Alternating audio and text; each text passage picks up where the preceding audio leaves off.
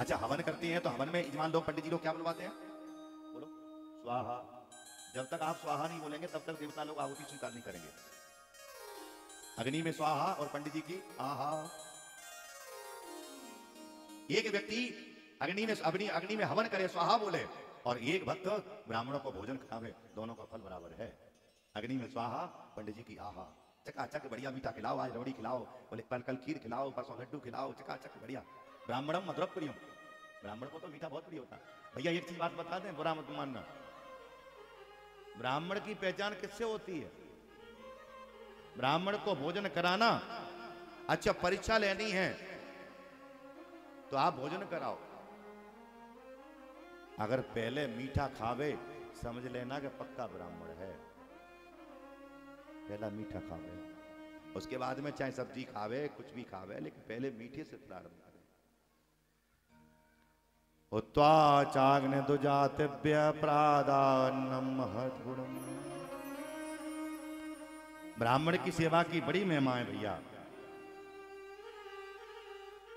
एक राजा ने पंडित जी को आदेश दिया, पंडित जी आपसे निवेदन है कि 50 लीटर दूध हमारे घर से लेके राज्य से लेके जाया करो और रोज गंगा जी में चढ़ाया करो। पंडित जी महाराज रोज 50 लीटर दूध लेके जाते और मां गंगा जी में दूध चढ़ाते। ऐसे ये क्रम चलते चलते कई साल हो गई।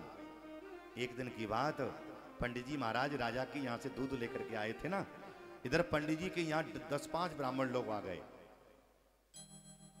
और ब्राह्मणों ने कहा अरे अरे भैया मुझे भूख लगी है, कुछ खाने का इंतजाम हो तो करो।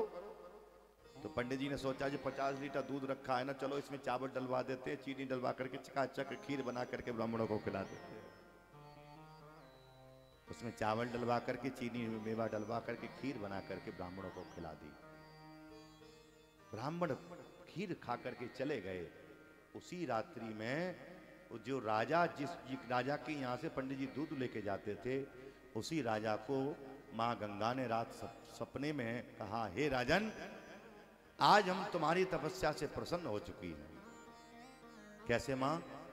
बोले पंडित जी महाराज जो दूध लेके कल गए थे ना, उन्होंने वो 50 लीटर दूध की खीर बना करके ब्राह्मणों को खिला दी है।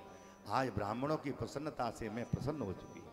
ब्राह्मणों ने खीर खाई है, मैं प्रसन्न हो चुकी हूँ। एक बात बता, मैं जब रात्रि में कोई बढ़िया सपना आवे तो कहते हैं सोना नहीं चाहिए, ऐसा कहते नहीं कहते हैं? कोई बढ़िया सपना आवे तो सोना नहीं चाहिए, उठ जाना चाहिए। इसका भी महिमा बता देते हैं। अगर बढ़िया सपना आएगा फिर सो जाएंगे तो सपना बेकार हो जाएगा, और बुरा सपना आवे तो सो जाना चाहिए, इसके भी महिमा बता दें। अच्छा सपना आए तो जाग जाना चाहिए, और बुरा सपना आवे तो सो जाना चाहिए।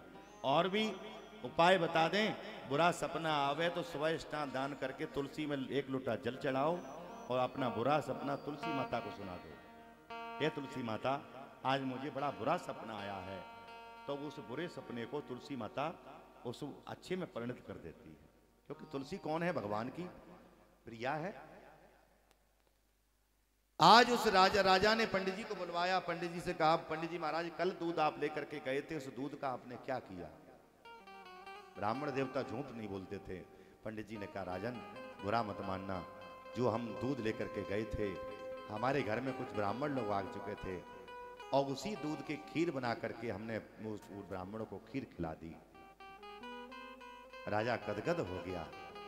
पंडित जी महाराज अभी तक इतने दिनों तक आप दूध लेकर के गए, गंगा मैया ने कभी दर्शन नहीं दिए, कभी सपने में कुछ नहीं कहा। आज ब्राह्मणों की सेवा करने से गंगा मैया प्रसन्न हो चुकी हैं, प्रसन्न हो चुकी हैं। ब्राह्मण कौन है? कि बंदो प्रथम महीसुर चरना, मोह जनित संशय सब हरना। बंदो प्रथम महीसुर चरण। आज से ब्राह्मण देवता आपसे निवेदन है, आज से 50 लीटर दूध लेकर के मत जाना, आज से पूरे 100 लीटर दूध लेकर के जाना और 50 लीटर दूध गंगा में चढ़ाना और 50 लीटर की दूध की खीर बना करके चकाचक रोज ब्राह्मणों को खिलाना। ये हमारा निवेदन है आपसे।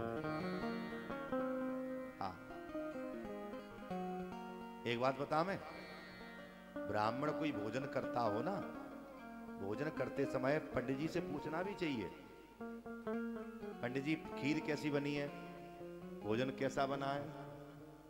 ऐसा लिखा हुआ है कि अगर ब्राह्मण ने अगर थाली पे बैठ करके अगर ये कह दे बोले भोजन बहुत अच्छा बना है, ब्राह्मण की आहा, ब्राह्मण जी कहते आहा साहब आनंद हो गए, समझ लेना तुम्हारे पितर प्रसन्न हो गए। ब्राह्मण की आहा करने से ही वो पितर प्रसन्न हो जाते हैं, उनकी आत्म शांति हो जाती है।